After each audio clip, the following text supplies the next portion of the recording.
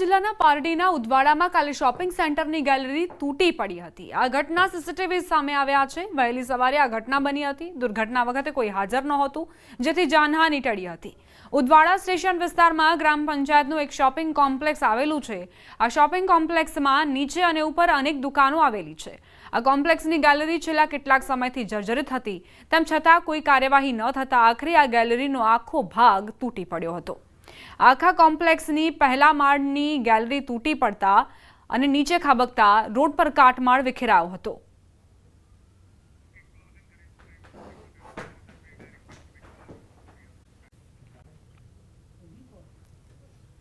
જમ્મુ કાશ્મીરના ગાંદરબલના કુલન ખાતે ટેકનિકલ ખામીના કારણે આઈટીબીપી બસ ક્રેશ થઈ ગઈ।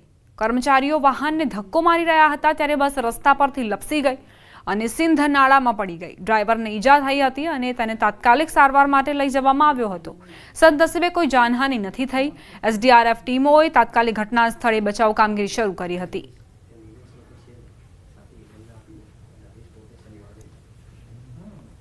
ભારે વરસાદના કારણે વૈષ્ણોદેવી યાત્રાનો માર્ગ ખોરવાયો। ભવન ભૈરોન રોપવે બેટરી કાર સેવા બંધ છે।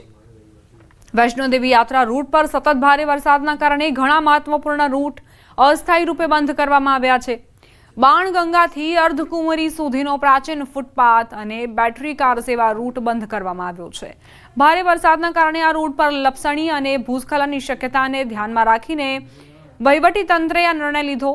જો કે તારાકોટથી અર્ધકુંવરી અને સાંજી છત સુધીની યાત્રા સરળતાથી ચાલુ છે। મુસાફરોને વૈકલ્પિક માર્ગ દ્વારા ભવન મોકલવામાં આવી રહ્યા છે।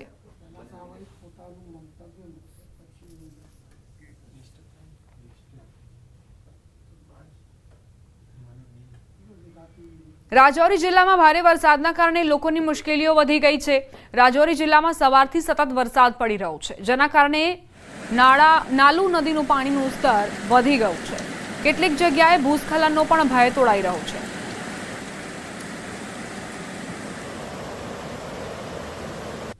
જમ્મુ અને કાશ્મીરમાં સતત વરસાદના કારણે ઘણી જગ્યાએ નાળા અને નદીઓ છલકાયા। જમ્મુના ડોડા બટોટ હાઈવેની તસવીરો જુઓ। વહેતા નાળાઓના કારણે અહીં રસ્તો બંધ થયો, જેના કારણે અનેક ગામોનો સંપર્ક કપાયો।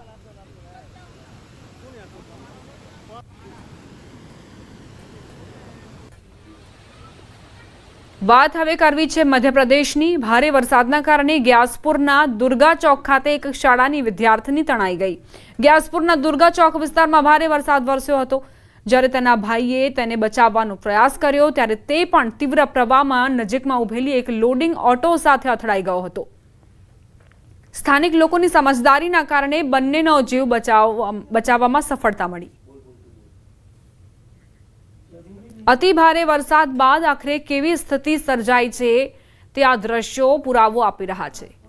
ભારે વરસાદ શું વરસ્યો? એક વિદ્યાર્થીની આ જે પ્રવાહ છે તેમાં તણાવા લાગી। તેના ભાઈએ તેને બચાવવાનો પ્રયત્ન કર્યો તો તે પણ એક લોડિંગ ઓટો સાથે અથડાયો। જોકે સ્થાનિક લોકોએ તાત્કાલિક સૂઝબૂછથી આ બંને ભાઈ બહેનને બચાવી લીધા। તેમના પ્રયાસો સફળ રહ્યા। એટલે જ્યારે ભારે વરસાદ વરસે તે દરમિયાન જો કોઈ બાળક આ પ્રવાહમાં તીવ્ર પ્રવાહમાં તણાઈ જાય તે દરમિયાન તાત્કાલિક સૂઝબૂછ અને સમજ વાપરવી જરૂરી છે। અન્યથા આ પાણીનો ધસમસતો પ્રવાહ લોકો માટે જોખમી બની શકે છે, ભલે એ રહેણાંક વિસ્તારમાં જ કેમ ન હોય।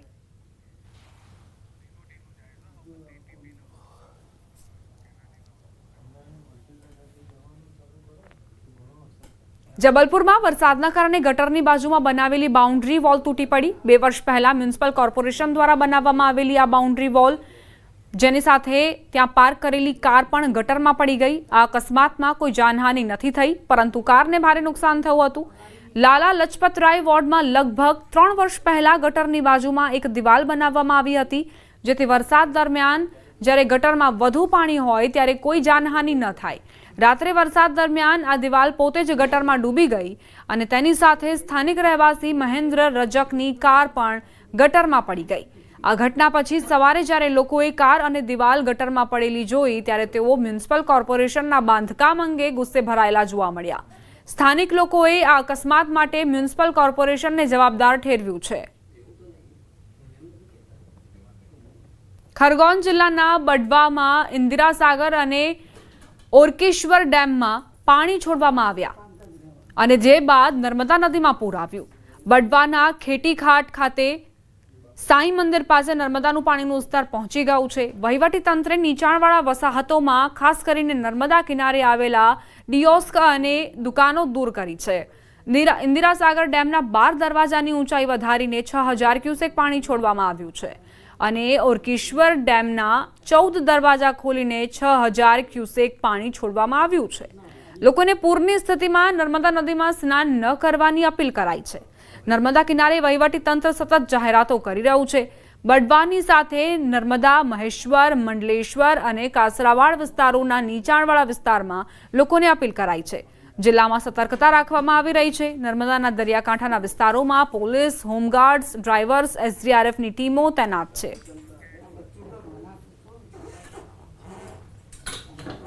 स्ट्रीम से 14 गेट खोले गए हैं जिसमें तकरीबन 6000 क्यूमेक्स के आसपास पानी छोड़ा जाएगा। अभी जो लेवल है साई मंदिर तक आ गया है और जो आगे जो लेवल बढ़ेगा वो थोड़ा आगे तक होगा, उसकी हमारी तैयारी की गई है। सुबह से लेकर अभी तक जो है यहाँ पे पुलिस के जवान तैनात है। एसडीआरएफ की टीम तो लगातार यहाँ पे है ही और जो यहाँ के लोकल गोताखोर है, यहाँ के लोकल नागरिक हैं, वो भी यहाँ पे काफ़ी एक्टिव है। उनके थ्रू भी इन्फॉर्मेशन मिल जाती है और वो भी इस चीज़ में हम लोगों का बहुत सहयोग करते हैं। મધ્યપ્રદેશના શિવપુરી જિલ્લાના બદરબાસના મંગરાઉરા ગામમાં ભારે વરસાદના કારણે કોઝવે પર એક ખાનગી સ્કૂલ બસ તણાઈ ગઈ। ગ્રામજનોએ પોતાનો જીવ જોખમમાં મૂકીને બધા બાળકોને સુરક્ષિત રીતે બહાર કાઢ્યા। આ સ્કૂલ બસમાં 20 બાળકો બિજરૌનીના હતા અને 10 બાળકો મગરોરાના હતા, જે બધા સુરક્ષિત છે। બદરબાસમાં સીએમ રાઈઝ સ્કૂલ કેમ્પસમાં પાણી ભરાઈ ગયા। સીએમ રાઈઝ સ્કૂલ જનપદ પરિસરના કેમ્પસમાં વધુ પડતું પાણી ભરાઈ જવાના કારણે શાળામાં ફસાયેલા બાળકોને ખૂબ જ મુશ્કેલીથી બચાવાયા। કહેવાય છે કે બાળકો શાળામાં ફસાયેલા હતા અને લાંબા સમય સુધી રડી રહ્યા હતા, જ્યારે અન્ય શાળા સ્ટાફ, જનપદ સ્ટાફ, આજીવિકા મિશન સ્ટાફને આ વાતની જાણ થઈ ત્યારે તેઓએ બાળકોને તેમની પીઠ પર બેસાડીને સલામત સ્થળે લઈ જવામાં આવ્યા। જિલ્લામાં ભારે વરસાદના કારણે બુધવારે ખાનગી અને સરકારી શાળાના બાળકો માટે રજા જાહેર કરી દેવાઈ છે।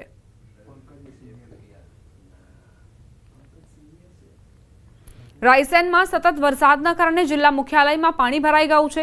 કલેક્ટર કચેરી, સાંચી, વિદિશા માર્ગ, ભારતનગર, મહામાયા ચોક, અર્જુનનગર, હાઉસિંગ બોર્ડ કોલોની, પટેલનગરમાં પાણી ભરાઈ ગયા છે। જિલ્લા મુખ્યાલયમાં આ સિઝનનો શ્રેષ્ઠ વરસાદ છે। જો કે આ વરસાદે નીચાણવાળા વિસ્તારોમાં તારાજી સર્જી છે।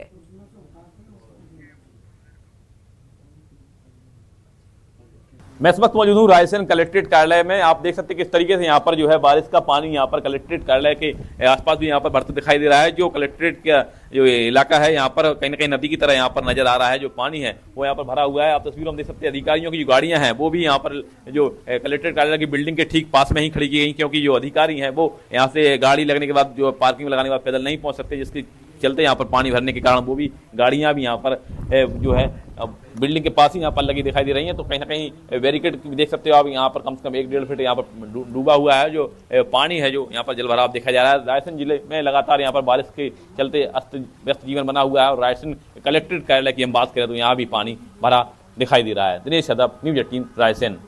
रायसेन में पिछले कुछ घंटों की बारिश से यहाँ पर जनजीवन यहाँ पर अस्त व्यस्त हो चुका है। जिला मुख्यालय के निचले इलाकों में यहाँ पर पानी भर चुका है। आप देख सकते हैं किस तरीके से मैं मुख्य सड़क पर यहाँ पर मौजूद हूँ और जो सांची विदिशा का मार्ग है यहाँ पर जो सड़क पर पूरा पानी यहाँ पर आ चुका है। कहीं ना कहीं नगर पालिका के ड्रेनेज सिस्टम की भी यहाँ पर जो पोल खुलती दिखाई दे रही है कि सड़क के किनारे यहाँ पर जो नालों में बराबर पानी नहीं आ, जिसके चलते यहाँ पर पानी भरा हुआ है। और देख सकते तस्वीरों में आप यहाँ पर भारतनगर की जो सड़क है यहाँ पर नदी की तरह यहाँ पर नजर आ रही है। जो पूरा यहाँ का पानी है जो मुख्य सड़क का वो यहाँ पर भारतनगर की ओर यहाँ पर पानी जा रहा है। तो कहीं ना कहीं बारिश से यहाँ पर हाल बेहाल है। कुछ घंटों की जो बारिश है लगातार यहाँ से हो रही है। जिले में ही यहाँ पर बारिश हो रही है। जिले के सिलवानी की अगर हम बात करें तो सिलवानी के साईखेड़ा गांव जो आसपास के इलाके में भी यहाँ पर बारिश से हाल बेहाल है। और इसी को देखते हुए रायसेन कलेक्टर जो है अरुण कुमार विश्वकर्मा ने यहाँ पर सभी स्कूलों की यहाँ पर छुट्टियां भी यहाँ पर घोषित कर दी हैं। दिनेश यादव, न्यूज 18 रायसेन। મધ્યપ્રદેશના શિવપુરી જિલ્લામાં ભારે વરસાદના કારણે પાણી ભરાઈ રહ્યા છે। ખાસ કરીને ગ્રામીણ વિસ્તારોમાં પરિસ્થિતિ વધુ ખરાબ દેખાઈ રહી છે। સિંધ નદી ઓવરફ્લો થયા બાદ ભારે વરસાદના કારણે કોલારસ અને બદરવાસ વિસ્તારમાં પાણી ભરાઈ જવાની ભીતિ સર્જાઈ છે, જેના કારણે ગ્રામીણ વિસ્તારોમાં જનજીવન ખોરવાઈ ગયું છે। સિંધ નદીમાં પાણીનું સ્તર વધ્યા બાદ આ નદી પર બનેલા અટલ સાગર મણીખેડા ડેમના 8 દરવાજા ખોલીને 4500 ક્યુસેક પાણી છોડવામાં આવી રહ્યું છે। પાણીના જોરદાર પ્રવાહમાં ફસાયેલા લોકોનું એસડીઆરએફની ટીમે રેસ્ક્યુ કરી સુરક્ષિત બહાર કાઢ્યા। બીજી તરફ ભારે વરસાદના કારણે ઘણી શાળાઓમાં પાણી ભરાઈ ગયા હતા।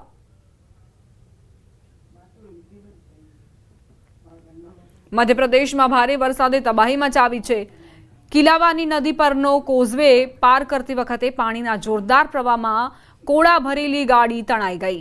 બહિશિવપુરી કોલારસ તહેસીલ વિસ્તારના કિલાવાની રાય રોડ પર વહેતી કિલાવાની નદી પર બનેલા કોઝવે પાર કરતી વખતે પાણીના જોરદાર પ્રવાહમાં કોળા ભરેલી ગાડી તણાઈ ગઈ। કિલાવાની ગામના રહેવાસી ખેડૂત જયપાલ ધાકડ ગ્વાલિયર બજારમાં વેચવા માટે આ ગાડીમાં કોળા લઈ જઈ રહ્યા હતા। આ ગાડીમાં 3 લોકો સવાર હતા, 3 સુરક્ષિત છે।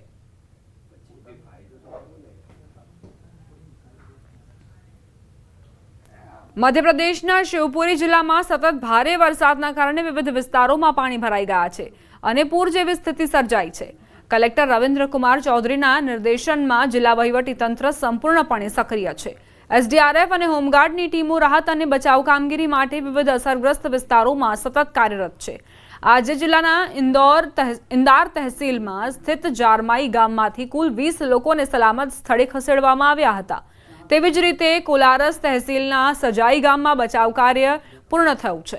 તે જ સમયે નરવર તહેસીલના સગૌલી અને સુદાપુરા ગામોમાં રાહત ટીમ દ્વારા બચાવ કાર્ય ચાલી રહ્યું છે। તહેસીલ બદરવાસમાં ફસાયેલા 6 બાળકો, 2 મહિલાઓ અને 1 પુરુષને સુરક્ષિત રીતે બહાર કાઢવામાં આવ્યા। આ ઉપરાંત બિજરૌની ગામે ફસાયેલી 5 મહિલાઓને બહાર કાઢવાનો પ્રયાસ કરાઈ રહ્યો છે।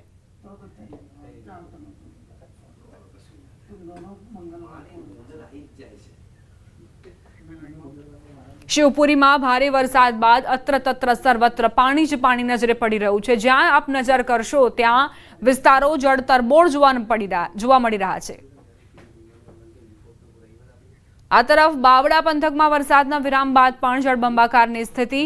બાવડા તાલુકામાં આવેલા રૂપાલ ગામમાં ચોતરફ પાણીનો પહેરો છે। પાણીના ઉકેલ માટે કોઈ ઉપાય નથી। છેલ્લા 4 દિવસથી લોકો પાણીમાં રહેવા મજબૂર બન્યા છે। રૂપાલના 10 ઘરના લોકોને સ્થળાંતર કરવાની ફરજ પડી છે। 4 દિવસથી ઘરમાં પાણી હોવાથી આખરે પરિવારોએ ગામના ઊંચાઈવાળા વિસ્તારમાં રહેવા માટેની ફરજ પડી।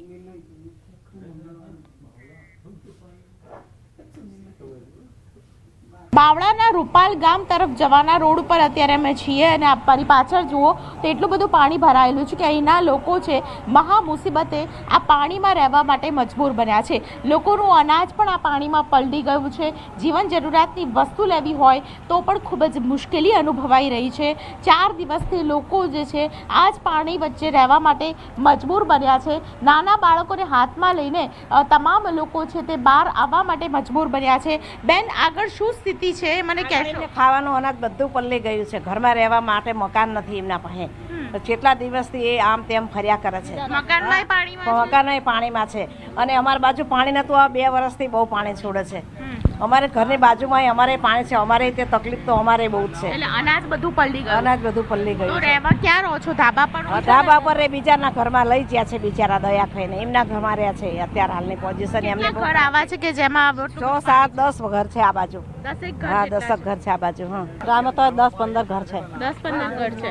તો આ પાણી બાજુ જે 10-15 ઘર છે એ જ પાણીમાં છે? હા, એ જ પાણીમાં છે। આ બધા ઘર પાણીમાં જ છે। આ લોકો તો ઘરે મેકીને જતા રહ્યા બિચારા। અમારું ઘર આખું પાણીમાં છે। પાણીની અંદર આખું ઘર છે અમારું। ભેંસે એક મરી જાય પાણી।